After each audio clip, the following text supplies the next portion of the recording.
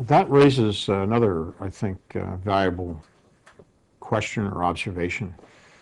As we've heard, we've tended to have different standards for drug therapy in this country than we have for lifestyle therapies in terms of blood pressure regulation.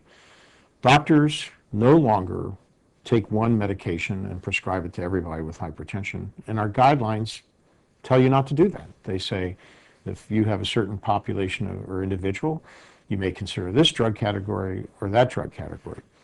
Well, it turns out the same is probably true for dietary recommendations.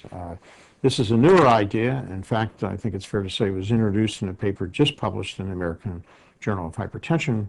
We're looking at the third and fourth NHANES survey, National Nutrition, Health, and Examination Surveys, done in the late 80s and 90s, and then again in the late 90s and early 2000, that you could literally separate people into systolic hypertension, diastolic hypertension, or some mixture of systolic and diastolic based upon their dietary pattern.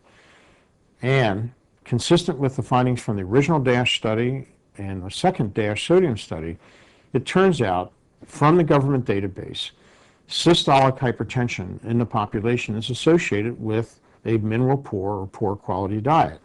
And in fact, those individuals actually were eating lower salt rather than normal or higher salt intake. So one could argue the best thing to do for individuals who have systolic hypertension, which is the bulk of the population and is where the greatest risk is to really focus on improving the quality of diet.